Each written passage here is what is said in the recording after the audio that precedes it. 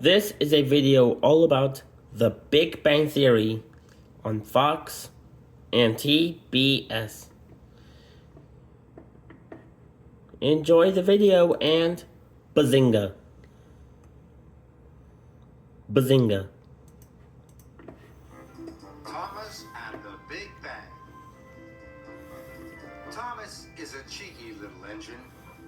He likes to have fun with his friends. He likes playing hide and peek with Percy. Yeah, with Trini. And he enjoys joking with James. One day, Thomas was fitted with a brand new whistle. The whistle gleamed. And Thomas Beamed proudly, yeah. And he blew it all day long. He blew it softly, and he blew it loudly. Beep, beep. He blew it in stations. And he blew it in Misty Valley. Thomas thought it was the most wonderful whistle he had ever had. Yeah, my whistle's the best. Thomas puffed into the wharf with a train of freight cars. Mr. Percival was there. Thomas, he said, the narrow gauge engines are bringing bricks, flour, and lumber. Bricks, They must be flour, loaded and on logs. freight cars by supper time. Mr. Percival left. Thomas felt very happy. So he blew his new whistle loudly.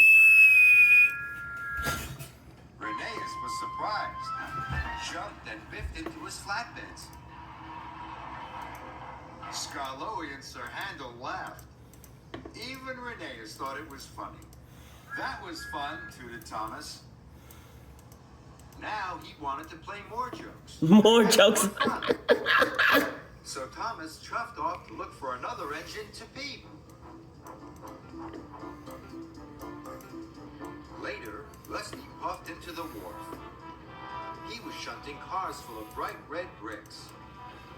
They were to be unloaded into Thomas's empty freight cars. Bricks. Thomas wanted to have more fun. He rolled up behind Rusty. Rheneas and Skarloey held their puff. Thomas blew his new whistle.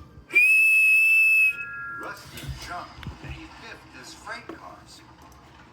Rusty was covered in red brick dust.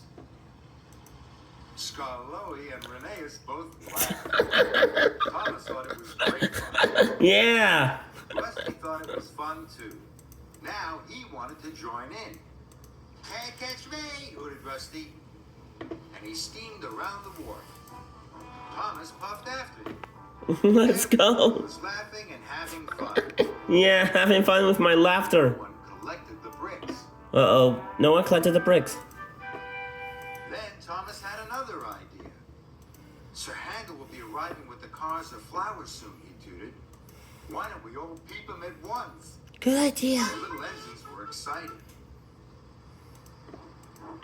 And they all found hiding places.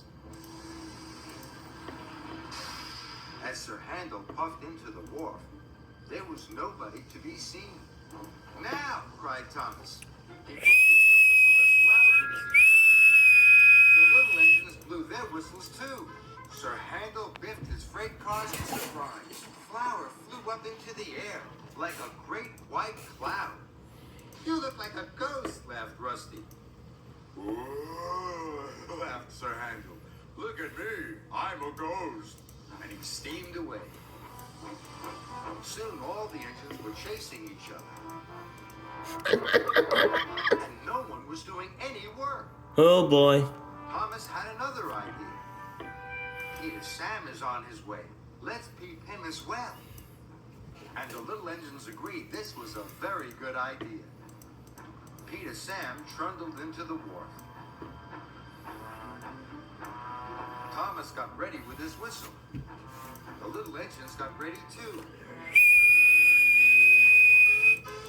Peter Sam shot forward.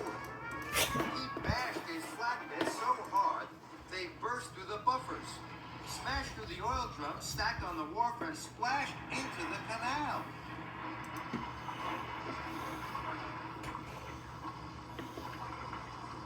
Oh my, cried Oh no! Cinders and ashes, cried Thomas. Mr. Percival arrived at the wharf. What has been going on here? He said sternly.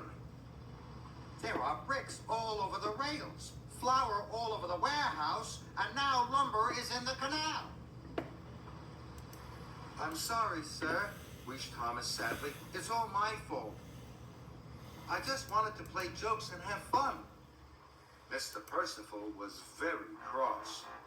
You must clear up this mess at once, he cried. And your freight cars must be loaded by supper time. You got it. As soon as the workmen had reloaded the bricks, Thomas started to work. Get to work. But the little engines still wanted to play. They wanted to wish the dust and flour at each other. No more jokes, whistled Thomas. We have work to do. And he shunted the freight cars into a siding. Bricks, check. Cars of flour were now ready. Flour, Thomas took them check. to the sidings as well.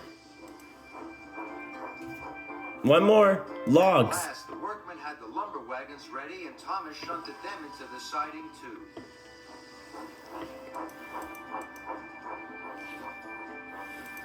Finally, Thomas had one long train of bricks, flour, and lumber. Check. And it wasn't even supper time. Mr. Percival came back. He saw Thomas, but Thomas was hiding his freight cars. Where are your freight cars? Said Mr. Percival crossly. Thomas smiled. He was playing a trick. He puffed forward slowly. Here they are, sir, he whistled happily. Loaded up and ready to go. The little engines laughed. And Mr. Percival laughed too. Thomas, he said, that was a good joke. You are a really funny engine. And Thomas puffed happily away.